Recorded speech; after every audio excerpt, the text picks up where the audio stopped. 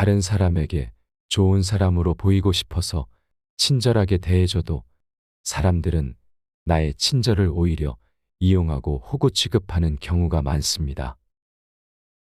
쇼펜하우어는 다른 사람의 견해는 나의 행복에는 그다지 중요하지 않다고 말하는데요. 오늘은 남의 눈치 보지 않고 행복하게 사는 방법에 대한 명언을 공부하겠습니다. 타인의 견해 그 자체는 나의 행복에 그다지 중요하지 않다. 우리는 원체 본성이 너무나도 약해서 다른 사람들이 우리 존재를 어떻게 생각하는지에 대해 너무 많이 신경 쓰는 경향이 있다.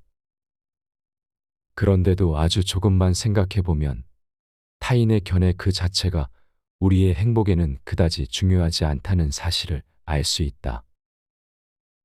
그렇기에 다른 사람들이 우호적인 평가를 하는 것을 알아차리고 나름의 허영심이 어느 정도 채워지는 것을 내심 기뻐하는 것을 나는 이해하기 어렵다. 고양이를 쓰다듬으면 고양이가 자동적으로 몸을 비비는 것처럼 사람은 칭찬을 받으면 게다가 그것이 자신이 자랑스러워하는 것에 대해서라면 그들은 그 칭찬이 가식적인 거짓말이라 해도 자동적으로 얼굴에 기쁨이 떠오른다. 그들은 실제로 불행하거나 행복의 원천이 아주 보잘것없다 하더라도 다른 이들의 칭찬으로 종종 위로를 받는다. 그와는 정반대로 어떤 의미이거나 어느 정도의 비율과 상관없이 경멸과 무시를 당하면 스스로 가진 자부심에 상처를 입고 모욕감을 느끼며 깊은 고통을 느끼는 것은 정말 놀랍다. 명예라는 감정이 인간의 이러한 특징에 달려있는 한 이것은 도덕성을 대신해 많은 사람들의 훌륭한 행동에 있어서 좋은 결과를 이끌어낼 수도 있을 것이다. 하지만 인간 자신의 행복, 무엇보다 그 행복의 필수적인 마음의 평화와 독립에는 유리한 역할을 하기보다는 그것을 방해하고 더 해로운 역할을 한다. 그렇기에 우리의 관점에서 이러한 특성의 한계를 설정하고 소유한 물건의 가치를 적절하고 올바르게 평가해 다른 이들의 치켜세우는 말이나 상처를 주는 의견에 지나치게 예민하게 대응하지 않는 것이 바람직하다. 이 두 가지는 같은 실에 달려있기 때문이다. 더구나 다른 사람들의 의견과 생각의 노예로 남게 되기 때문이다. 타인의 의견 속에서 살지 말고 자신의 의견 속에서 살아라.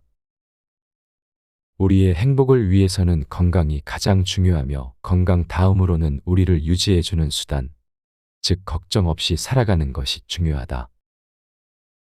많은 사람들이 명예, 부귀, 지위, 명성에 큰 가치를 부여하긴 하지만 이러한 필수적인 것들과 경쟁할 수도 대체할 수도 없다. 오히려 본질적인 자산을 위해 필요하다면 그러한 것들은 미련 없이 희생해야 할 것이다. 그래서 사람들은 모두 자신의 의견 속에서 살아가는 것이고 타인의 의견 속에서 사는 것이 아니라는 단순한 통찰을 얻는다면 그것은 우리의 행복에 큰 도움을 줄 것이다. 건강, 기질, 능력, 소득, 아내와 자녀, 친구, 사는 집 등으로 정해지는 자신의 실제적이고 개인적인 상태에 대해 다른 사람들의 평가에 신경 쓰는 것보다 이러한 진리를 아는 것이 우리의 행복의 100배는 더 중요하다. 그와 반대의 망상은 우리를 불행하게 만든다. 명예가 생명보다 더 중요하다. 고 말하는 것은 실제로 존재와 안녕은 가치가 없으며 우리에 대한 다른 이의 생각이 더 중요하다는 의미이다. 이것은 사회적 지위를 얻기 위해서는 명예, 즉 우리에 대한 타인의 생각이 종종 반드시 필요하다는 단순한 진실이 근거로 삼는 과장된 말로 간주될 수 있다. 남들이 뭐라고 하는지 신경 쓰면 결코 행복할 수 없다. 사람들이 수천 가지의 위험을 감수하고 수고를 감수하면서도 평생 쉴 새 없이 노력하며 지치지 않고 노력하는 거의 모든 것의 궁극적인 목적은 거의 대부분 다른 사람들의 의견에 따라 자신의 지위를 높이기 위해서이다.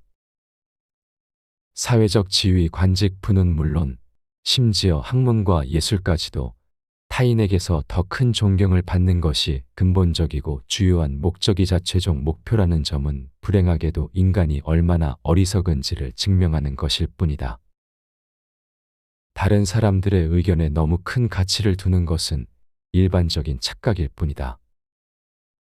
이러한 것은 우리의 본성에 그 뿌리를 내리고 있거나 사회와 문명으로 인해 생겨난 것일지 모른다. 어찌 되었든 그러한 착각은 우리의 행동 전체에 지나친 영향을 미치고 우리의 행복에 적대적인 영향을 주며 남들이 뭐라고 할 것인가 신경 쓰는 노예가 되어 불안에 떨게 한다. 이러한 망상은 사람들을 지배하거나 지시해야 하는 사람들에게는 편리한 도구를 제공한다. 다른 사람의 의견에 너무 많은 가치를 부여하지 말아라. 어떠한 종류가 되었든 명예를 소중하게 여기고 단련하는 훈련이 인간을 교육하는 것 중 가장 중요한 자리를 차지한다. 그러나 여기서 우리가 말하려는 주제인 인간 자신의 행복과 관련해 보면 이러한 문제는 상당히 다른 것이며 오히려 다른 사람의 의견에 너무 많은 가치를 부여하지 말라고 경고한다. 일상적 경험에 의하면 대부분의 사람들은 자신에 대한 타인의 견해에 가장 높은 가치를 두고 자신의 의식보다 타인의 생각에 더욱더 집중한다. 그렇기에 자연 질서를 거꾸로 뒤집어 다른 이의 의견을 자신의 존재에 실제하는 것처럼 보는 반면 자신에게 실제하는 것을 단순한 이상적인 것처럼 여기는 경향이 있다. 그러니까 파생된 것과 이차적인 것을 중요한 것으로 생각하고 자신의 존재 자체가 아니라 타인의 머릿속에 있는 관념적 그림에 더욱 관심을 기울인다. 따라서 우리는 직접적으로 존재하지 않는 것에 대해 직접적으로 평가하는 어리석음을 허영이라 지칭하는데 이것은 그러한 노력의 공허함과 무의미함을 나타내는 것이다. 여기서 알 수 있듯이 허영이란 탐욕 못지않게 수단 때문에 목적을 잊게 하는 것이라는 사실도 쉽게 알 수 있다. 남의 의견에 대한 관심이 걱정과 두려움을 만든다. 사실 우리가 다른 사람들의 의견에 가치를 부여하고 그것에 대해 끊임없이 관심을 기울이는 것은 원칙적으로 합리적으로 얻기 원하는 목표를 초월하는 것이므로 이러한 관심은 일종의 광기로 간주할 수 있다. 우리는 모든 일을 할 때 그 어느 것보다 다른 사람과 그들의 의견에 신경을 쓴다. 그 점을 자세히 생각해 보면 우리가 느끼는 모든 걱정과 두려움의 거의 절반이 그에 대한 관심에서 비롯된 것이라는 점을 알게 될 것이다. 병적일 정도로 예민해서 종종 기분을 상하게 하는 우리의 모든 자존심의 밑바닥에는 또한 우리의 모든 허영심과 가식 그리고 화려함과 과대망상의 밑바닥에는 그러한 걱정이 자리하고 있기 때문이다. 이러한 걱정과 중독이 없다면 아마 사치는 10분의 1도 되지 않을 것이다. 모든 종류의 자부심, 명예심, 명예욕은 그 종류와 영역이 아무리 다를지라도 이러한 걱정에 그 기반을 두고 있다. 그리고 이러한 것 때문에 얼마나 큰 희생이 요구되는가. 분명하게도 우리의 행복은 마음의 평화와 만족의 바탕을 두고 있기 때문에 이러한 행복을 더하기 위해서는 명예욕이라는 태엽을 합리적으로 정당화할 수 있는 수준으로 낮추는 것이, 즉 우리를 고통스럽게 하는 가시를 제거하는 것이 필요하다. 그런데도 이것은 매우 어려운 일이다. 우리는 선천적으로 불합리함을 타고났기 때문이다. 그래서 타키투스도 이것에 대해 현자도 없애버리기 가장 힘든 것이 명예욕이다 라고 말한다. 우리의 인생을 타인의 시선에서 벗어나게 만들어라. 인간이 가진 일반적인 어리석음을 없애기 위한 유일한 수단은 그 어리석음을 그 자체로 명확하게 인식하는 것이다. 이러한 목적을 위해서는 사람들의 머릿속에 든 대부분의 의견이 완전히 잘못되고 불합리하고 이치에 맞지 않으며 고려할 가치가 없다는 사실을 깨달아야 한다. 게다가 대부분의 일과 경우에 다른 사람의 의견이 우리에게 미치는 실제적 영향력은 얼마나 적은 것인지, 더구나 그러한 것들이 우리에게 대체적으로 불리한 것인지를 알아야 한다. 그래서 거의 모든 사람들이 자신에게 하는 타인의 말이나 타인의 어조를 들으면 화를 내고 병이 날지도 모르는 것이다. 결국 명예 그 자체는 실제로는 간접적일 뿐 직접적인 가치가 없다는 사실도 깨달아야 한다. 만약 사람들이 일반적인 어리석음에서 벗어나게 된다면 믿을 수 없을 정도로 마음이 평온해지고 훨씬 더 밝아지는 결과가 나올 뿐 아니라 확고하고 자신감이 가득한 태도와 억제되지 않은 자연스러운 태도가 이어질 것이다. 이러한 지극히 자비로운 영향은 우리의 인생을 타인의 시선에서 벗어나게 해 그들의 견해에 신경 쓰지 않음으로써 우리를 우리 자신으로 회복시킨다는 사실에 근거한다. 동시에 우리는 순전히 이상적인 노력, 더 정확히 말하면 절망적인 어리석음이 우리에게 가져오는 많은 실제적인 불행을 피할 수 있을 것이며, 또한 흔들리지 않는 단단한 소유물에 더 많은 관심을 기울이고 그것을 아무 방해 없이 더욱 즐길 수 있을 것이다. 하지만 사람들이 늘 말하는 것이 있다. 할 가치가 있는 일은 행하기가 어렵다.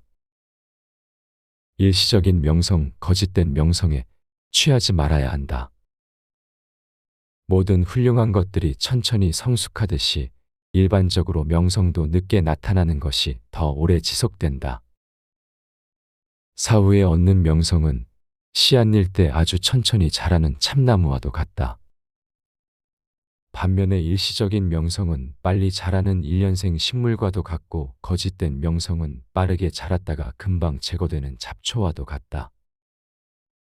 이러한 과정은 어떤 사람이 후세 실제로는 일반적인 인류에 속하게 될수록 그 당시에는 이질적이기 때문이다.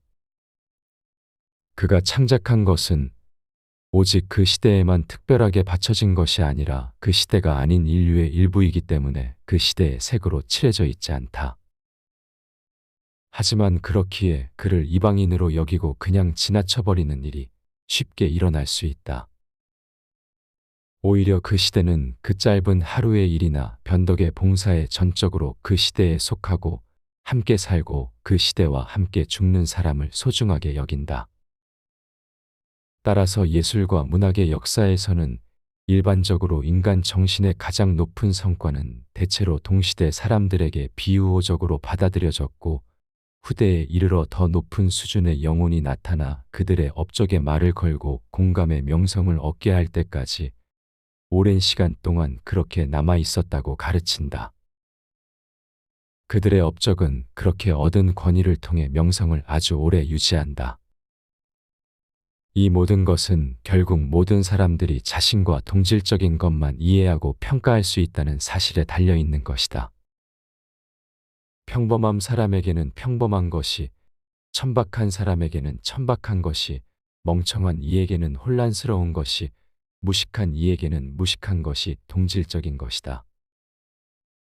그러므로 모두가 자신과 동질적인 자신의 작품을 가장 좋아하는 것이다. 명성 그 자체가 아니라 명성을 얻는 것이 가치 있다. 명성은 원래 다른 사람과 비교하는 것에 달려 있다. 그래서 본질적으로 그것은 상대적인 것이고 상대적인 가치를 가진다. 나머지 사람도 그와 같은 명성을 가지게 된다면 그 명성은 완전히 사라지고 만다. 절대적 가치는 그 어떠한 상황에서도 그것을 유지함으로써 어떤 사람을 위하는 것이어야만 한다. 위대한 마음과 위대한 두뇌의 가치와 행복은 분명 거기에 있어야 한다. 그렇기에 명성 그 자체가 아니라 명성을 얻는 것이 가치 있는 것이다.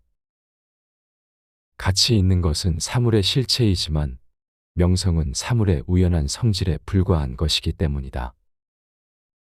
명성은 그것을 얻은 사람의 외부적인 요소로 작용하며 그것을 통해 그는 자신에 대한 높은 평가를 확인한다. 따라서 빛과 마찬가지로 그것이 몸에서 반사되지 않으면 그 실체가 전혀 보이지 않는다. 모든 탁월함도 명성을 통해서만 진정으로 그 자신을 확신하게 되는 것이다. 그러나 그것만으로 확실한 증거는 되지 않는다. 공적이 없는 명성이 있고 명성이 없는 공적도 있기 때문이다. 그렇기에 몇몇은 유명하고 다른 이들은 그럴 자격이 있다. 는 레싱의 말은 어쩌면 너무 깔끔한 표현일 것이다. 타인의 눈에 어떻게 보이는지에 따라 한 인간의 가치와 무가치가 결정된다면 그 존재는 아주 비참할 것이다. 모든 존재는 오히려 그 자체를 위해 살고 존재한다. 그 때문에 홀로 살아가는 것이다. 어떤 방식이든 어떤 종류이든 어떤 사람을 이루는 것은 그 자체의 존재이다. 여기에 큰 가치가 없다면 그는 별 가치가 없는 사람인 것이다. 그러나 다른 이의 생각에 비친 그 존재의 이미지는 부차적이고 파생적인 것이며 우연에 따른 것이라 진정한 본질과 간접적으로 연결되어 있을 뿐이다. 남이 행복하다고 괴로워하는 자는 결코 행복해질 수 없다. 질투는 인간의 자연스러운 감정이지만 동시에 악덕이자 불행이기도 하다. 그렇기에 우리는 질투를 우리 행복의 적으로 여기고 우리를 질식시키려는 사악한 악마로 간주해야 한다. 세네카는 이에 대해 우리에게 멋진 말로 지침을 알려준다. 자신의 것을 남의 것과 비교하지 말고 즐기도록 하자.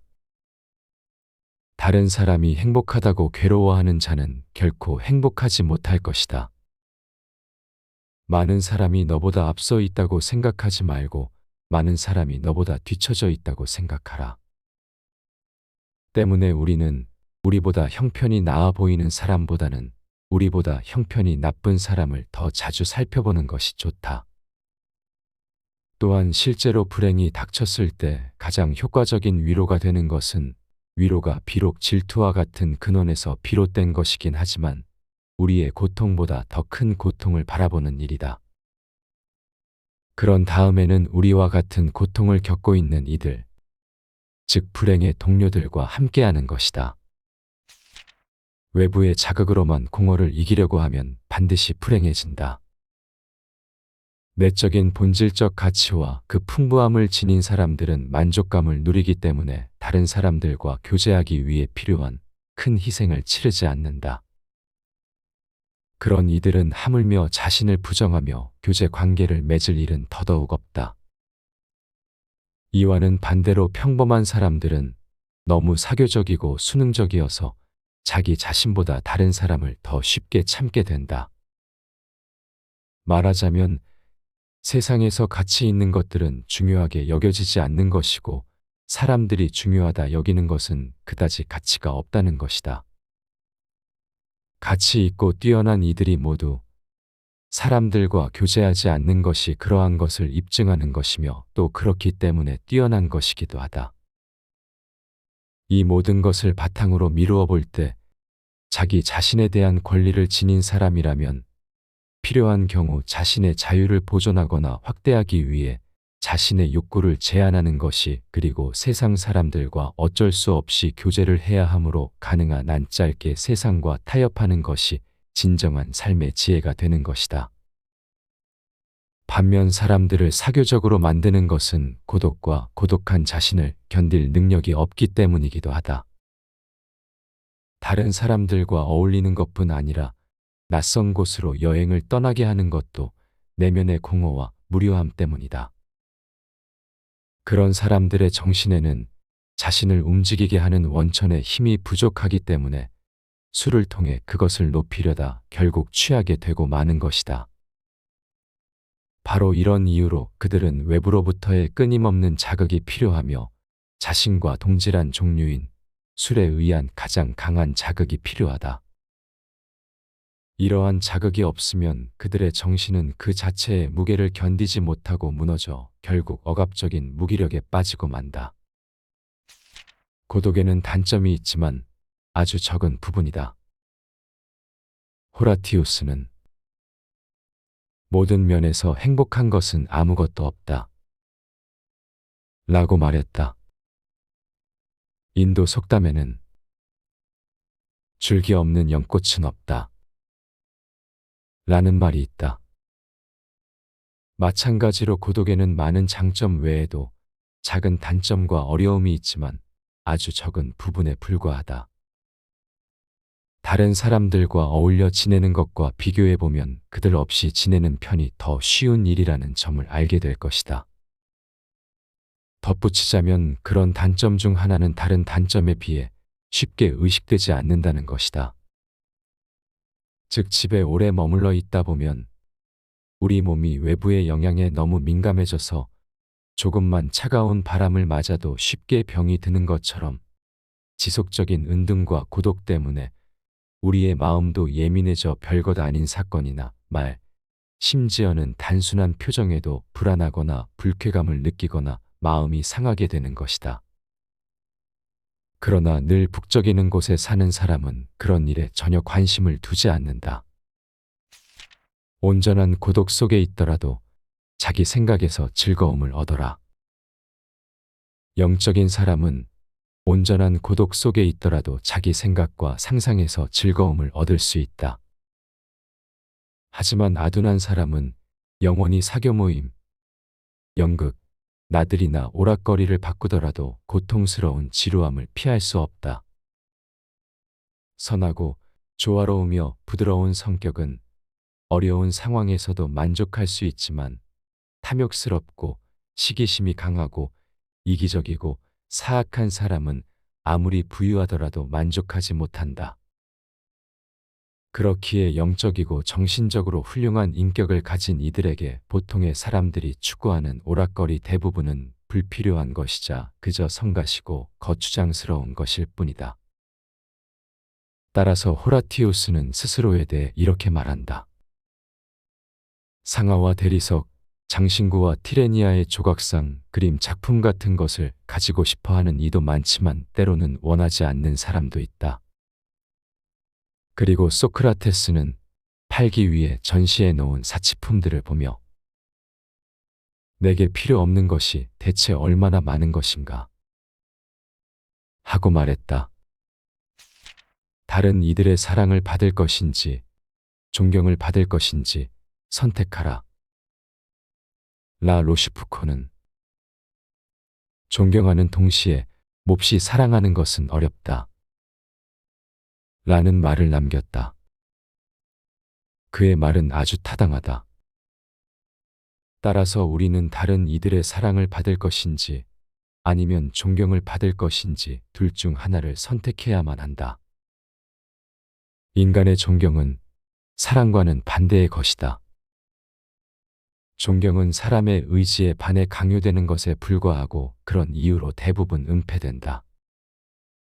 그래서 존경을 받으면 사람들은 내적으로 훨씬 더 큰 만족을 느낀다. 존경은 우리의 가치와 연관되어 있고 인간의 사랑에 직접 적용되지 않는다. 사랑은 훨씬 더 주관적이고 존경은 객관적이기 때문이다. 둘 중에서 물론 사랑이 우리에게 더욱더 유용하다. 스스로 가지고 있는 것이 행복의 가장 본질적인 요소다. 스스로 가지고 있는 것이 한 사람의 행복에 있어서 가장 본질적인 것이다. 이것이 대부분 아주 적기 때문에 빈곤과의 싸움에서 이긴 사람 대부분이 여전히 빈곤한 사람들과 마찬가지로 불행하다고 느끼는 것이다. 내면의 공허와 무미건조한 의식, 빈곤한 정신은 그들을 자신들과 같은 무리와 어울리게 만든다. 비슷한 사람들끼리 어울리고 싶어 하는 것이다. 그리고 함께 유흥과 오락거리를 찾아다니는데 처음에는 감각적 쾌락을 줬다가 점점 그 종류가 다양해지고 종국에는 방탕해진다. 부잣집 아들로 태어난 사람 중 어떤 이들은 막대한 재산을 믿을 수 없을 정도의 짧은 시간에 낭비해버리는 경우가 있다. 그것은 바로 정신적인 빈곤과 공허에서 파생된 지루함이 그 원인이다. 그러한 젊은이는 겉으로 보기에는 부자지만 그 내면은 가난한 채로 세상으로 나아가고 모든 것을 외부에서 받아들여 외적인 부로 내적인 것을 채우려 하지만 이는 소용없는 일이다. 이것은 꼭 젊은 소녀의 정기를 받아 더 강해지려고 하는 것과 같은 것으로 결국 내면의 빈곤함이 외적인 빈곤함을 초래하는 것이다. 타인의 견해 그 자체는 나의 행복에 그다지 중요하지 않다. 우리는 원체 본성이 너무나도 약해서 다른 사람들이 우리 존재를 어떻게 생각하는지에 대해 너무 많이 신경 쓰는 경향이 있다.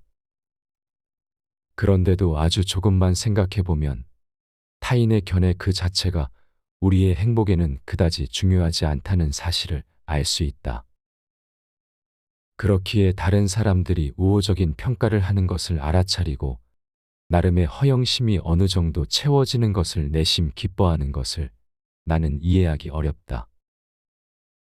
고양이를 쓰다듬으면 고양이가 자동적으로 몸을 비비는 것처럼 사람은 칭찬을 받으면 게다가 그것이 자신이 자랑스러워하는 것에 대해서라면 그들은 그 칭찬이 가식적인 거짓말이라 해도 자동적으로 얼굴에 기쁨이 떠오른다.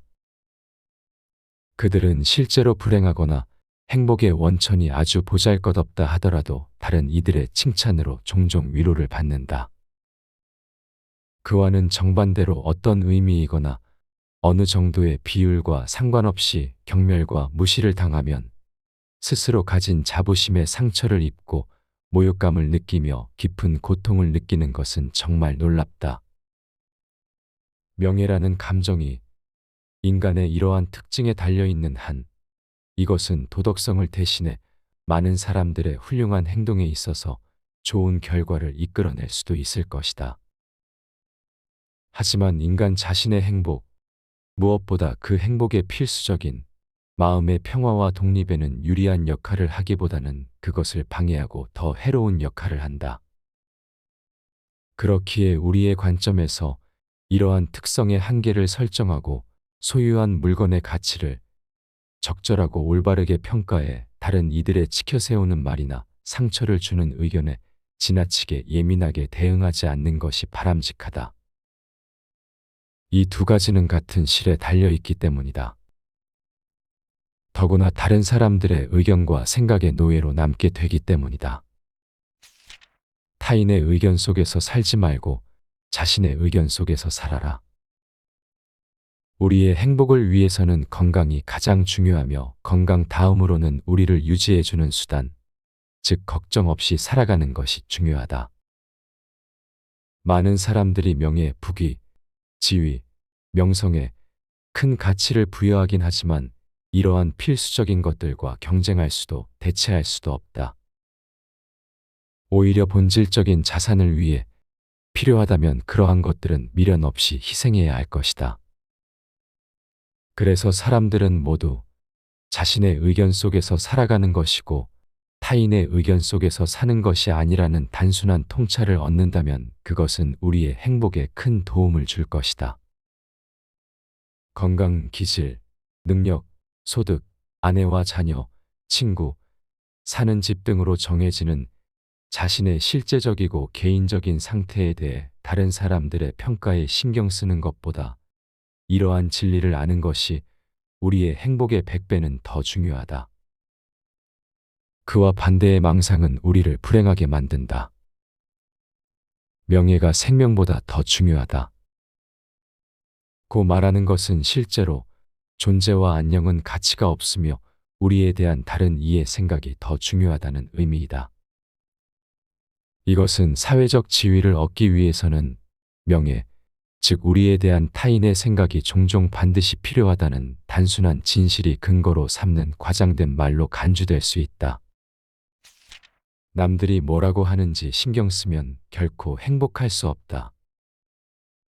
사람들이 수천 가지의 위험을 감수하고 수고를 감수하면서도 평생 쉴 새 없이 노력하며 지치지 않고 노력하는 거의 모든 것의 궁극적인 목적은 거의 대부분 다른 사람들의 의견에 따라 자신의 지위를 높이기 위해서이다.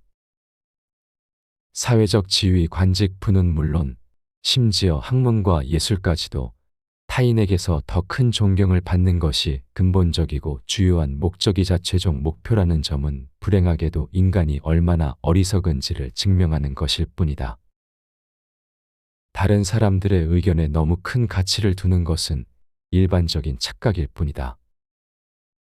이러한 것은 우리의 본성에 그 뿌리를 내리고 있거나 사회와 문명으로 인해 생겨난 것일지 모른다. 어찌 되었든 그러한 착각은 우리의 행동 전체에 지나친 영향을 미치고 우리의 행복에 적대적인 영향을 주며 남들이 뭐라고 할 것인가 신경 쓰는 노예가 되어 불안에 떨게 한다. 이러한 망상은 사람들을 지배하거나 지시해야 하는 사람들에게는 편리한 도구를 제공한다. 다른 사람의 의견에 너무 많은 가치를 부여하지 말아라. 어떠한 종류가 되었든 명예를 소중하게 여기고 단련하는 훈련이 인간을 교육하는 것 중 가장 중요한 자리를 차지한다. 그러나 여기서 우리가 말하려는 주제인 인간 자신의 행복과 관련해 보면 이러한 문제는 상당히 다른 것이며 오히려 다른 사람의 의견에 너무 많은 가치를 부여하지 말라고 경고한다. 일상적 경험에 의하면 대부분의 사람들은 자신에 대한 타인의 견해에 가장 높은 가치를 두고 자신의 의식보다 타인의 생각에 더욱더 집중한다. 그렇기에 자연 질서를 거꾸로 뒤집어 다른 이의 의견을 자신의 존재에 실제하는 것처럼 보는 반면 자신에게 실제하는 것을 단순한 이상적인 것처럼 여기는 경향이 있다. 그러니까 파생된 것과 이차적인 것을 중요한 것으로 생각하고 자신의 존재 자체가 아니라 타인의 머릿속에 있는 관념적 그림에 더욱 관심을 기울인다. 따라서 우리는 직접적으로 존재하지 않는 것에 대해 직접적으로 평가하는 어리석음을 허영이라 지칭하는데 이것은 그러한 노력의 공허함과 무의미함을 나타내는 것이다. 여기서 알 수 있듯이 허영이란 탐욕 못지않게 수단 때문에 목적을 잊게 하는 것이라는 사실도 쉽게 알 수 있다. 남의 의견에 대한 관심이 걱정과 두려움을 만든다.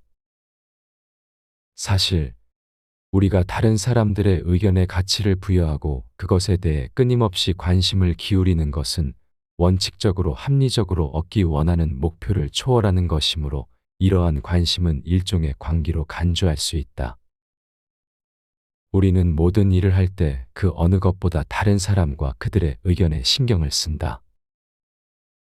그 점을 자세히 생각해 보면 우리가 느끼는 모든 걱정과 두려움의 거의 절반이 그에 대한 관심에서 비롯된 것이라는 점을 알게 될 것이다.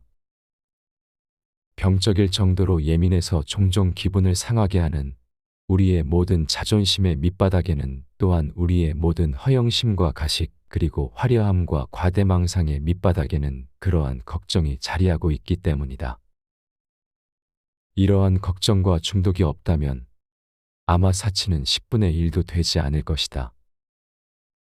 모든 종류의 자부심, 명예심, 명예욕은 그 종류와 영역이 아무리 다를지라도 이러한 걱정에 그 기반을 두고 있다. 그리고 이러한 것 때문에 얼마나 큰 희생이 요구되는가. 분명하게도 우리의 행복은 마음의 평화와 만족의 바탕을 두고 있기 때문에 이러한 행복을 더하기 위해서는 명예욕이라는 태엽을 합리적으로 정당화할 수 있는 수준으로 낮추는 것이, 즉 우리를 고통스럽게 하는 가시를 제거하는 것이 필요하다. 그런데도 이것은 매우 어려운 일이다. 우리는 선천적으로 불합리함을 타고났기 때문이다.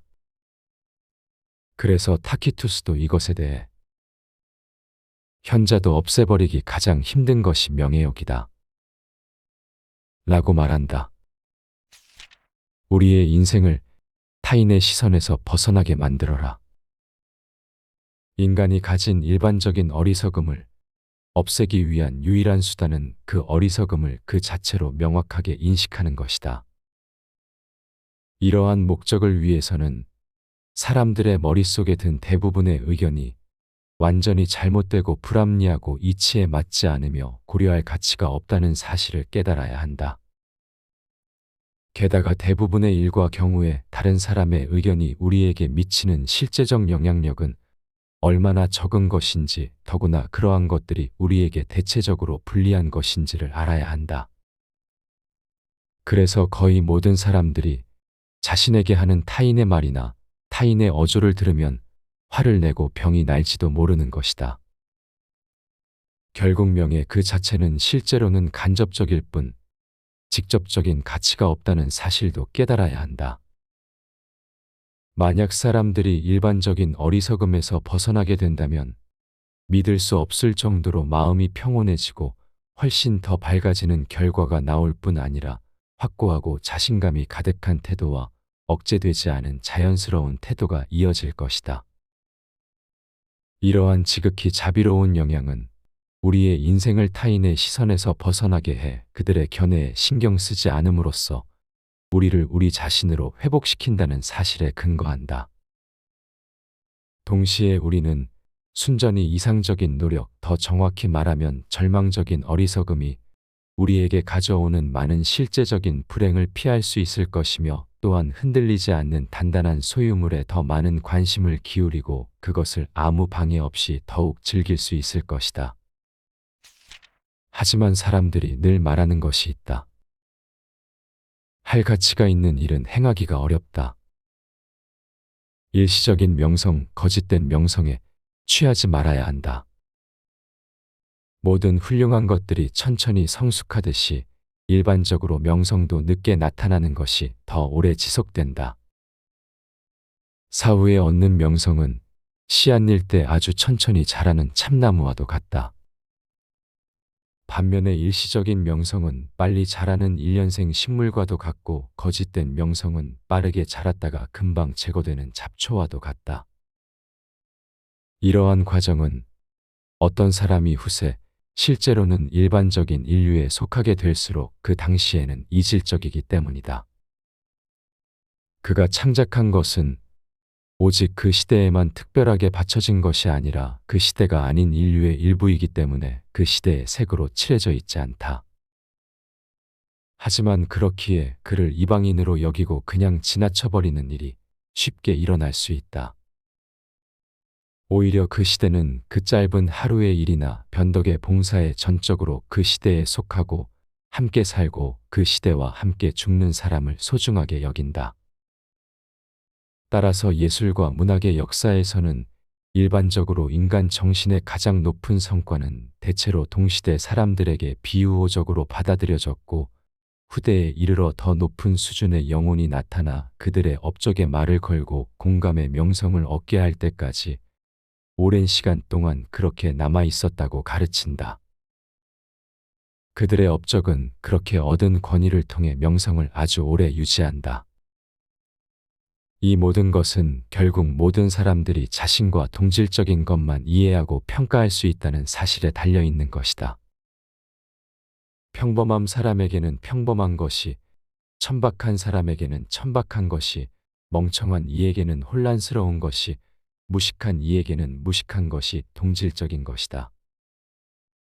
그러므로 모두가 자신과 동질적인 자신의 작품을 가장 좋아하는 것이다. 명성 그 자체가 아니라 명성을 얻는 것이 가치 있다. 명성은 원래 다른 사람과 비교하는 것에 달려 있다. 그래서 본질적으로 그것은 상대적인 것이고 상대적인 가치를 가진다. 나머지 사람도 그와 같은 명성을 가지게 된다면 그 명성은 완전히 사라지고 만다. 절대적 가치는 그 어떠한 상황에서도 그것을 유지함으로써 어떤 사람을 위하는 것이어야만 한다. 위대한 마음과 위대한 두뇌의 가치와 행복은 분명 거기에 있어야 한다. 그렇기에 명성 그 자체가 아니라 명성을 얻는 것이 가치 있는 것이다. 가치 있는 것은 사물의 실체이지만 명성은 사물의 우연한 성질에 불과한 것이기 때문이다. 명성은 그것을 얻은 사람의 외부적인 요소로 작용하며 그것을 통해 그는 자신에 대한 높은 평가를 확인한다. 따라서 빛과 마찬가지로 그것이 몸에서 반사되지 않으면 그 실체가 전혀 보이지 않는다. 모든 탁월함도 명성을 통해서만 진정으로 그 자신을 확신하게 되는 것이다. 그러나 그것만으로 확실한 증거는 되지 않는다. 공적이 없는 명성이 있고 명성이 없는 공적도 있기 때문이다. 그렇기에 몇몇은 유명하고 다른 이들은 그럴 자격이 있다. 는 레싱의 말은 어쩌면 너무 깔끔한 표현일 것이다. 타인의 눈에 어떻게 보이는지에 따라 한 인간의 가치와 무가치가 결정된다면 그 존재는 아주 비참할 것이다. 모든 존재는 오히려 그 자체를 위해 살고 존재한다. 그 때문에 홀로 살아가는 것이다. 어떤 방식이든 어떤 종류이든 어떤 사람을 이루는 것은 그 자체의 존재이다. 여기에 큰 가치가 없다면 그는 별 가치가 없는 사람인 것이다. 그러나 다른 이의 생각에 비친 그 존재의 이미지는 부차적이고 파생적인 것이며 우연에 따른 것이라 진정한 본질과 간접적으로 연결되어 있을 뿐이다. 남이 행복하다고 괴로워하는 자는 결코 행복해질 수 없다. 질투는 인간의 자연스러운 감정이지만 동시에 악덕이자 불행이기도 하다. 그렇기에 우리는 질투를 우리 행복의 적으로 여기고 우리를 질식시키려는 사악한 악마로 간주해야 한다. 세네카는 이에 대해 우리에게 멋진 말로 지침을 알려준다. 자신의 것을 남의 것과 비교하지 말고 즐기도록 하자. 다른 사람이 행복하다고 괴로워하는 자는 결코 행복하지 못할 것이다. 많은 사람이 너보다 앞서 있다고 생각하지 말고 많은 사람이 너보다 뒤처져 있다고 생각하라. 때문에 우리는 우리보다 형편이 나아 보이는 사람보다는 우리보다 형편이 나쁜 사람을 더 자주 살펴보는 것이 좋다. 또한 실제로 불행이 닥쳤을 때 가장 효과적인 위로가 되는 것은 위로가 비록 질투와 같은 근원에서 비롯된 것이긴 하지만 우리의 고통보다 더 큰 고통을 바라보는 일이다. 그런 다음에는 우리와 같은 고통을 겪고 있는 이들, 즉 불행의 동료들과 함께하는 것이다. 외부의 자극으로만 공허를 이기려고 하면 반드시 불행해진다. 내적인 본질적 가치와 그 풍부함을 지닌 사람들은 만족감을 누리기 때문에 다른 사람들과 교제하기 위해 필요한 큰 희생을 치르지 않는다. 그런 이들은 하물며 자신을 부정하며 교제 관계를 맺을 일은 더더욱 없다. 이와는 반대로 평범한 사람들은 너무 사교적이고 수능적이어서 자기 자신보다 다른 사람을 더 쉽게 참게 된다. 말하자면 세상에서 가치 있는 것들은 중요하게 여겨지지 않는 것이고 사람들이 중요하다 여기는 것은 그다지 가치가 없다는 것이다. 가치 있고 뛰어난 이들이 모두 사람들과 교제하지 않는 것이 그러한 것을 입증하는 것이며 또 그렇기 때문에 뛰어난 것이기도 하다. 이 모든 것을 바탕으로 미루어 볼 때 자기 자신에 대한 권리를 지닌 사람이라면 필요한 경우 자신의 자유를 보존하거나 확대하기 위해 자신의 욕구를 제한하는 것이 그리고 세상 사람들과 어쩔 수 없이 교제를 해야 하므로 가능한 한 짧게 세상과 타협하는 것이 진정한 삶의 지혜가 되는 것이다. 반면 사람들을 사교적으로 만드는 것은 고독과 고독한 자신을 견딜 능력이 없기 때문이기도 하다. 다른 사람들과 어울리는 것뿐 아니라 낯선 곳으로 여행을 떠나게 하는 것도 내면의 공허와 무료함 때문이다. 그런 사람들의 정신에는 자신을 움직이게 하는 원천의 힘이 부족하기 때문에 술을 통해 그것을 높이려다 결국 취하게 되고 마는 것이다. 바로 이런 이유로 그들은 외부로부터의 끊임없는 자극이 필요하며 자신과 동질한 종류인 술에 의한 가장 강한 자극이 필요하다. 이러한 자극이 없으면 그들의 정신은 그 자체의 무게를 견디지 못하고 무너져 결국 억압적인 무기력에 빠지고 만다. 고독에는 단점이 있지만 아주 적은 부분이다. 호라티우스는 모든 면에서 행복한 것은 아무것도 없다. 라고 말했다. 인도 속담에는 줄기 없는 연꽃은 없다 라는 말이 있다. 마찬가지로 고독에는 많은 장점 외에도 작은 단점과 어려움이 있지만 아주 적은 부분에 불과하다. 다른 사람들과 어울려 지내는 것과 비교해보면 그들 없이 지내는 편이 더 쉬운 일이라는 점을 알게 될 것이다. 덧붙이자면 그런 단점 중 하나는 다른 단점에 비해 쉽게 의식되지 않는다는 것이다. 즉, 집에 오래 머물러 있다 보면 우리 몸이 외부의 영향에 너무 민감해져서 조금만 차가운 바람을 맞아도 쉽게 병이 드는 것처럼 지속적인 은둔과 고독 때문에 우리의 마음도 예민해져 별것 아닌 사건이나 말, 심지어는 단순한 표정에도 불안하거나 불쾌감을 느끼거나 마음이 상하게 되는 것이다. 그러나 늘 북적이는 곳에 사는 사람은 그런 일에 전혀 관심을 두지 않는다. 온전한 고독 속에 있더라도 자기 생각에서 즐거움을 얻어라. 영적인 사람은 온전한 고독 속에 있더라도 자기 생각과 상상에서 즐거움을 얻을 수 있다. 하지만 아둔한 사람은 영원히 사교 모임, 연극, 나들이나 오락거리를 바꾸더라도 고통스러운 지루함을 피할 수 없다. 선하고 조화로우며 부드러운 성격은 어려운 상황에서도 만족할 수 있지만 탐욕스럽고 시기심이 강하고 이기적이고 사악한 사람은 아무리 부유하더라도 만족하지 못한다.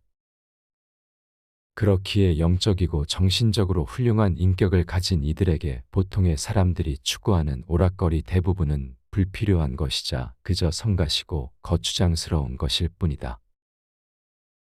따라서 호라티우스는 스스로에 대해 이렇게 말한다. 상하와 대리석, 장신구와 티레니아의 조각상, 그림 작품 같은 것을 가지고 싶어하는 이도 많지만 때로는 원하지 않는 사람도 있다. 그리고 소크라테스는 팔기 위해 전시해 놓은 사치품들을 보며 내게 필요 없는 것이 대체 얼마나 많은 것인가 하고 말했다. 다른 이들의 사랑을 받을 것인지 존경을 받을 것인지 선택하라. 라 로시푸코는 존경하는 동시에 몹시 사랑하는 것은 어렵다.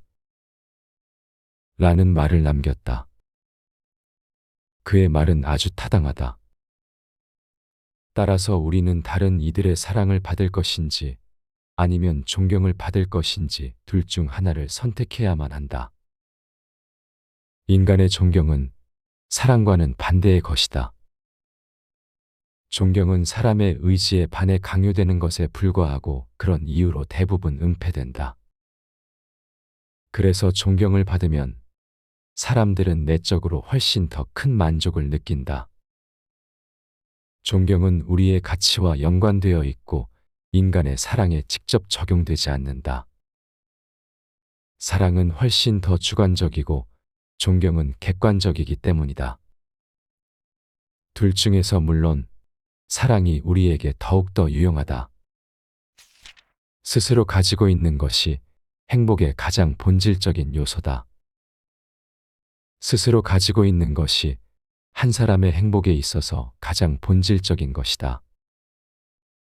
이것이 대부분 아주 적기 때문에 빈곤과의 싸움에서 이긴 사람 대부분이 여전히 빈곤한 사람들과 마찬가지로 불행하다고 느끼는 것이다.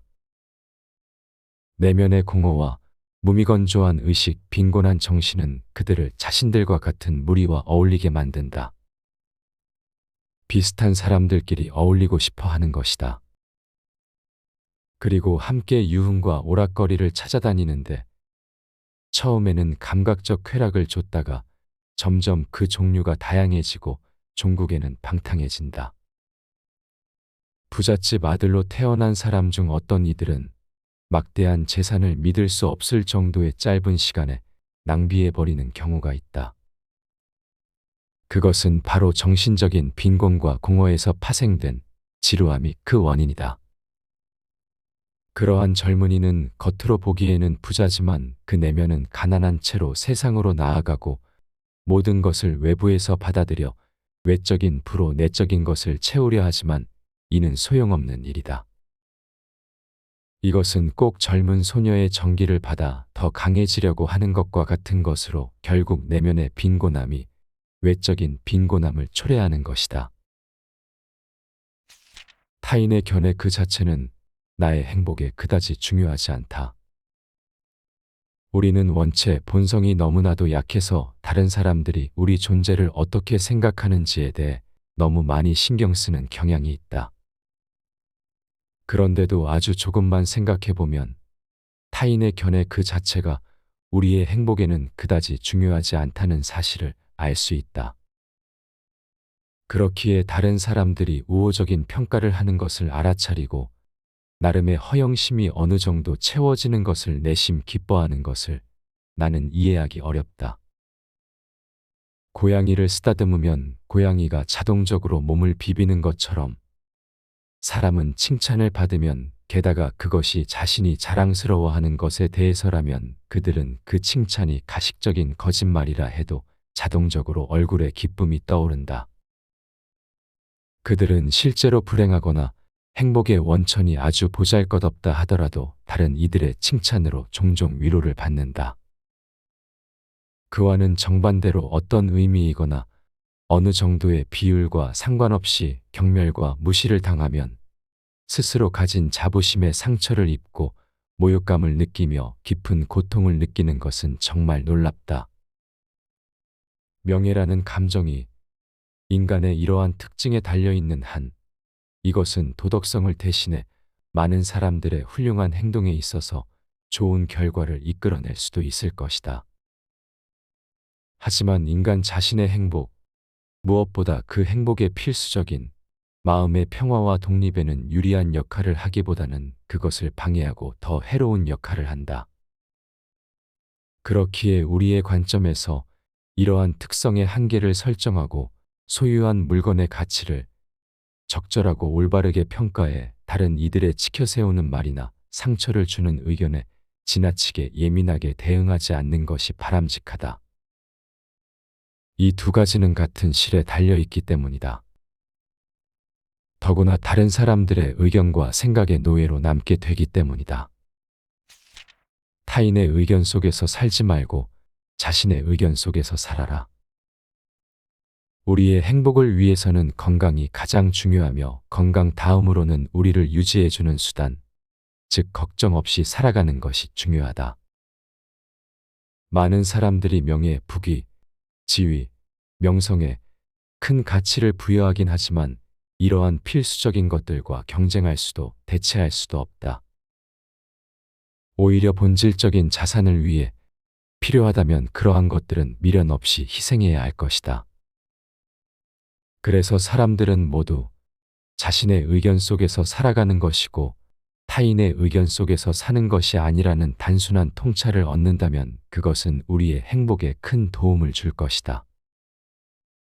건강, 기질, 능력, 소득, 아내와 자녀, 친구, 사는 집 등으로 정해지는 자신의 실제적이고 개인적인 상태에 대해 다른 사람들의 평가에 신경 쓰는 것보다 이러한 진리를 아는 것이 우리의 행복의 100배는 더 중요하다.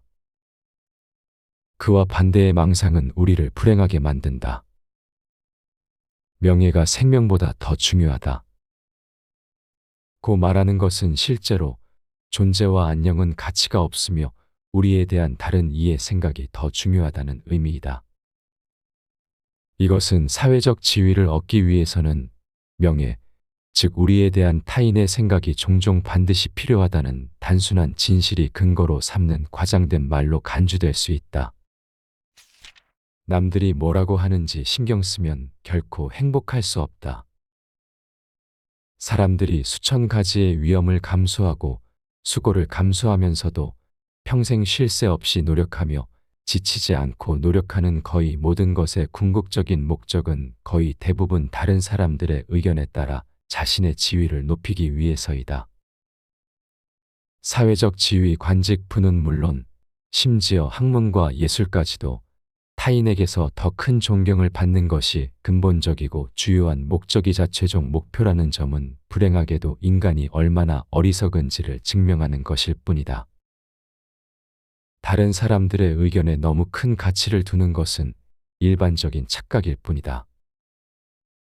이러한 것은 우리의 본성에 그 뿌리를 내리고 있거나 사회와 문명으로 인해 생겨난 것일지 모른다. 어찌 되었든 그러한 착각은 우리의 행동 전체에 지나친 영향을 미치고 우리의 행복에 적대적인 영향을 주며 남들이 뭐라고 할 것인가 신경 쓰는 노예가 되어 불안에 떨게 한다. 이러한 망상은 사람들을 지배하거나 지시해야 하는 사람들에게는 편리한 도구를 제공한다. 다른 사람의 의견에 너무 많은 가치를 부여하지 말아라. 어떠한 종류가 되었든 명예를 소중하게 여기고 단련하는 훈련이 인간을 교육하는 것 중 가장 중요한 자리를 차지한다. 그러나 여기서 우리가 말하려는 주제인 인간 자신의 행복과 관련해 보면 이러한 문제는 상당히 다른 것이며 오히려 다른 사람의 의견에 너무 많은 가치를 부여하지 말라고 경고한다. 일상적 경험에 의하면 대부분의 사람들은 자신에 대한 타인의 견해에 가장 높은 가치를 두고 자신의 의식보다 타인의 생각에 더욱더 집중한다. 그렇기에 자연 질서를 거꾸로 뒤집어 다른 이의 의견을 자신의 존재에 실제하는 것처럼 보는 반면 자신에게 실제하는 것을 단순한 이상적인 것처럼 여기는 경향이 있다. 그러니까 파생된 것과 이차적인 것을 중요한 것으로 생각하고 자신의 존재 자체가 아니라 타인의 머릿속에 있는 관념적 그림에 더욱 관심을 기울인다. 따라서 우리는 직접적으로 존재하지 않는 것에 대해 직접적으로 평가하는 어리석음을 허영이라 지칭하는데 이것은 그러한 노력의 공허함과 무의미함을 나타내는 것이다. 여기서 알 수 있듯이 허영이란 탐욕 못지않게 수단 때문에 목적을 잊게 하는 것이라는 사실도 쉽게 알 수 있다. 남의 의견에 대한 관심이 걱정과 두려움을 만든다. 사실 우리가 다른 사람들의 의견에 가치를 부여하고 그것에 대해 끊임없이 관심을 기울이는 것은 원칙적으로 합리적으로 얻기 원하는 목표를 초월하는 것이므로 이러한 관심은 일종의 광기로 간주할 수 있다. 우리는 모든 일을 할 때 그 어느 것보다 다른 사람과 그들의 의견에 신경을 쓴다. 그 점을 자세히 생각해 보면 우리가 느끼는 모든 걱정과 두려움의 거의 절반이 그에 대한 관심에서 비롯된 것이라는 점을 알게 될 것이다. 병적일 정도로 예민해서 종종 기분을 상하게 하는 우리의 모든 자존심의 밑바닥에는 또한 우리의 모든 허영심과 가식 그리고 화려함과 과대망상의 밑바닥에는 그러한 걱정이 자리하고 있기 때문이다. 이러한 걱정과 중독이 없다면 아마 사치는 10분의 1도 되지 않을 것이다. 모든 종류의 자부심, 명예심, 명예욕은 그 종류와 영역이 아무리 다를지라도 이러한 걱정에 그 기반을 두고 있다. 그리고 이러한 것 때문에 얼마나 큰 희생이 요구되는가. 분명하게도 우리의 행복은 마음의 평화와 만족의 바탕을 두고 있기 때문에 이러한 행복을 더하기 위해서는 명예욕이라는 태엽을 합리적으로 정당화할 수 있는 수준으로 낮추는 것이, 즉 우리를 고통스럽게 하는 가시를 제거하는 것이 필요하다. 그런데도 이것은 매우 어려운 일이다. 우리는 선천적으로 불합리함을 타고났기 때문이다. 그래서 타키투스도 이것에 대해 현자도 없애버리기 가장 힘든 것이 명예욕이다 라고 말한다. 우리의 인생을 타인의 시선에서 벗어나게 만들어라. 인간이 가진 일반적인 어리석음을 없애기 위한 유일한 수단은 그 어리석음을 그 자체로 명확하게 인식하는 것이다. 이러한 목적을 위해서는 사람들의 머릿속에 든 대부분의 의견이 완전히 잘못되고 불합리하고 이치에 맞지 않으며 고려할 가치가 없다는 사실을 깨달아야 한다. 게다가 대부분의 일과 경우에 다른 사람의 의견이 우리에게 미치는 실제적 영향력은 얼마나 적은 것인지, 더구나 그러한 것들이 우리에게 대체적으로 불리한 것인지를 알아야 한다. 그래서 거의 모든 사람들이 자신에게 하는 타인의 말이나 타인의 어조를 들으면 화를 내고 병이 날지도 모르는 것이다. 결국 명예 그 자체는 실제로는 간접적일 뿐 직접적인 가치가 없다는 사실도 깨달아야 한다. 만약 사람들이 일반적인 어리석음에서 벗어나게 된다면 믿을 수 없을 정도로 마음이 평온해지고 훨씬 더 밝아지는 결과가 나올 뿐 아니라 확고하고 자신감이 가득한 태도와 억제되지 않은 자연스러운 태도가 이어질 것이다. 이러한 지극히 자비로운 영향은 우리의 인생을 타인의 시선에서 벗어나게 해 그들의 견해에 신경 쓰지 않음으로써 우리를 우리 자신으로 회복시킨다는 사실에 근거한다. 동시에 우리는 순전히 이상적인 노력, 더 정확히 말하면 절망적인 어리석음이 우리에게 가져오는 많은 실제적인 불행을 피할 수 있을 것이며, 또한 흔들리지 않는 단단한 소유물에 더 많은 관심을 기울이고 그것을 아무 방해 없이 더욱 즐길 수 있을 것이다. 하지만 사람들이 늘 말하는 것이 있다. 할 가치가 있는 일은 행하기가 어렵다. 일시적인 명성, 거짓된 명성에 취하지 말아야 한다. 모든 훌륭한 것들이 천천히 성숙하듯이 일반적으로 명성도 늦게 나타나는 것이 더 오래 지속된다. 사후에 얻는 명성은 씨앗일 때 아주 천천히 자라는 참나무와도 같다. 반면에 일시적인 명성은 빨리 자라는 일년생 식물과도 같고, 거짓된 명성은 빠르게 자랐다가 금방 제거되는 잡초와도 같다. 이러한 과정은 어떤 사람이 후세 실제로는 일반적인 인류에 속하게 될수록 그 당시에는 이질적이기 때문이다. 그가 창작한 것은 오직 그 시대에만 특별하게 바쳐진 것이 아니라 그 시대가 아닌 인류의 일부이기 때문에 그 시대의 색으로 칠해져 있지 않다. 하지만 그렇기에 그를 이방인으로 여기고 그냥 지나쳐버리는 일이 쉽게 일어날 수 있다.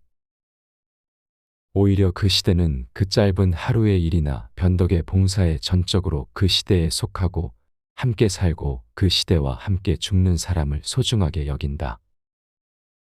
따라서 예술과 문학의 역사에서는 일반적으로 인간 정신의 가장 높은 성과는 대체로 동시대 사람들에게 비우호적으로 받아들여졌고, 후대에 이르러 더 높은 수준의 영혼이 나타나 그들의 업적에 말을 걸고 공감의 명성을 얻게 할 때까지 오랜 시간 동안 그렇게 남아 있었다고 가르친다. 그들의 업적은 그렇게 얻은 권위를 통해 명성을 아주 오래 유지한다. 이 모든 것은 결국 모든 사람들이 자신과 동질적인 것만 이해하고 평가할 수 있다는 사실에 달려 있는 것이다. 평범한 사람에게는 평범한 것이, 천박한 사람에게는 천박한 것이, 멍청한 이에게는 혼란스러운 것이, 무식한 이에게는 무식한 것이 동질적인 것이다. 그러므로 모두가 자신과 동질적인 자신의 작품을 가장 좋아하는 것이다. 명성 그 자체가 아니라 명성을 얻는 것이 가치 있다. 명성은 원래 다른 사람과 비교하는 것에 달려 있다. 그래서 본질적으로 그것은 상대적인 것이고 상대적인 가치를 가진다. 나머지 사람도 그와 같은 명성을 가지게 된다면 그 명성은 완전히 사라지고 만다. 절대적 가치는 그 어떠한 상황에서도 그것을 유지함으로써 어떤 사람을 위하는 것이어야만 한다. 위대한 마음과 위대한 두뇌의 가치와 행복은 분명 거기에 있어야 한다. 그렇기에 명성 그 자체가 아니라 명성을 얻는 것이 가치 있는 것이다. 가치 있는 것은 사물의 실체이지만 명성은 사물의 우연한 성질에 불과한 것이기 때문이다. 명성은 그것을 얻은 사람의 외부적인 요소로 작용하며 그것을 통해 그는 자신에 대한 높은 평가를 확인한다. 따라서 빛과 마찬가지로 그것이 몸에서 반사되지 않으면 그 실체가 전혀 보이지 않는다. 모든 탁월함도 명성을 통해서만 진정으로 그 자신을 확신하게 되는 것이다. 그러나 그것만으로 확실한 증거는 되지 않는다. 공적이 없는 명성이 있고 명성이 없는 공적도 있기 때문이다. 그렇기에 몇몇은 유명하고 다른 이들은 그럴 자격이 있다. 는 레싱의 말은 어쩌면 너무 깔끔한 표현일 것이다. 타인의 눈에 어떻게 보이는지에 따라 한 인간의 가치와 무가치가 결정된다면 그 존재는 아주 비참할 것이다. 모든 존재는 오히려 그 자체를 위해 살고 존재한다. 그 때문에 홀로 살아가는 것이다. 어떤 방식이든 어떤 종류이든 어떤 사람을 이루는 것은 그 자체의 존재이다. 여기에 큰 가치가 없다면 그는 별 가치가 없는 사람인 것이다. 그러나 다른 이의 생각에 비친 그 존재의 이미지는 부차적이고 파생적인 것이며 우연에 따른 것이라 진정한 본질과 간접적으로 연결되어 있을 뿐이다. 남이 행복하다고 괴로워하는 자는 결코 행복해질 수 없다. 질투는 인간의 자연스러운 감정이지만 동시에 악덕이자 불행이기도 하다. 그렇기에 우리는 질투를 우리 행복의 적으로 여기고 우리를 질식시키려는 사악한 악마로 간주해야 한다. 세네카는 이에 대해 우리에게 멋진 말로 지침을 알려준다. 자신의 것을 남의 것과 비교하지 말고 즐기도록 하자. 다른 사람이 행복하다고 괴로워하는 자는 결코 행복하지 못할 것이다. 많은 사람이 너보다 앞서 있다고 생각하지 말고 많은 사람이 너보다 뒤처져 있다고 생각하라. 때문에 우리는 우리보다 형편이 나아 보이는 사람보다는 우리보다 형편이 나쁜 사람을 더 자주 살펴보는 것이 좋다. 또한 실제로 불행이 닥쳤을 때 가장 효과적인 위로가 되는 것은 위로가 비록 질투와 같은 근원에서 비롯된 것이긴 하지만 우리의 고통보다 더 큰 고통을 바라보는 일이다. 그런 다음에는 우리와 같은 고통을 겪고 있는 이들, 즉 불행의 동료들과 함께하는 것이다.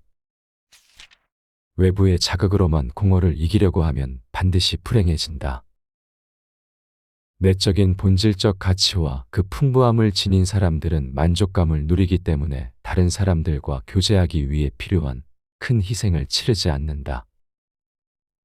그런 이들은 하물며 자신을 부정하며 교제 관계를 맺을 일은 더더욱 없다.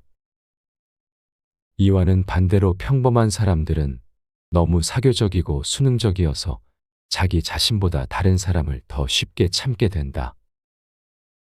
말하자면 세상에서 가치 있는 것들은 중요하게 여겨지지 않는 것이고 사람들이 중요하다 여기는 것은 그다지 가치가 없다는 것이다. 가치 있고 뛰어난 이들이 모두 사람들과 교제하지 않는 것이 그러한 것을 입증하는 것이며 또 그렇기 때문에 뛰어난 것이기도 하다. 이 모든 것을 바탕으로 미루어 볼 때 자기 자신에 대한 권리를 지닌 사람이라면 필요한 경우 자신의 자유를 보존하거나 확대하기 위해 자신의 욕구를 제한하는 것이 그리고 세상 사람들과 어쩔 수 없이 교제를 해야 하므로 가능한 한 짧게 세상과 타협하는 것이 진정한 삶의 지혜가 되는 것이다. 반면 사람들을 사교적으로 만드는 것은 고독과 고독한 자신을 견딜 능력이 없기 때문이기도 하다. 다른 사람들과 어울리는 것뿐 아니라 낯선 곳으로 여행을 떠나게 하는 것도 내면의 공허와 무료함 때문이다. 그런 사람들의 정신에는 자신을 움직이게 하는 원천의 힘이 부족하기 때문에 술을 통해 그것을 높이려다 결국 취하게 되고 마는 것이다.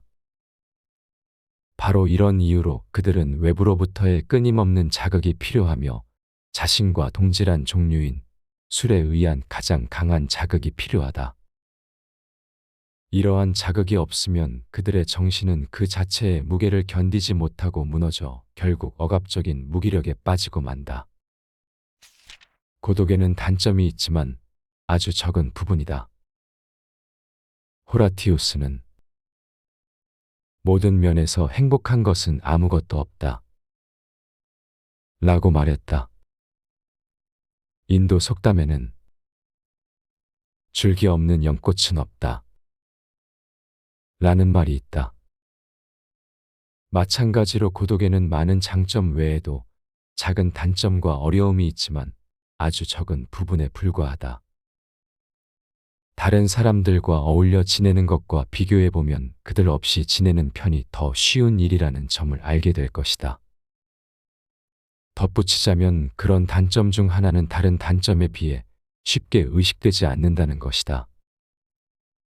즉, 집에 오래 머물러 있다 보면 우리 몸이 외부의 영향에 너무 민감해져서 조금만 차가운 바람을 맞아도 쉽게 병이 드는 것처럼 지속적인 은둔과 고독 때문에 우리의 마음도 예민해져 별것 아닌 사건이나 말, 심지어는 단순한 표정에도 불안하거나 불쾌감을 느끼거나 마음이 상하게 되는 것이다.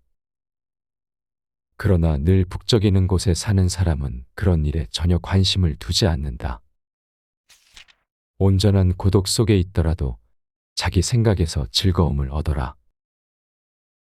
영적인 사람은 온전한 고독 속에 있더라도 자기 생각과 상상에서 즐거움을 얻을 수 있다. 하지만 아둔한 사람은 영원히 사교 모임, 연극, 나들이나 오락거리를 바꾸더라도 고통스러운 지루함을 피할 수 없다. 선하고 조화로우며 부드러운 성격은 어려운 상황에서도 만족할 수 있지만 탐욕스럽고 시기심이 강하고 이기적이고 사악한 사람은 아무리 부유하더라도 만족하지 못한다.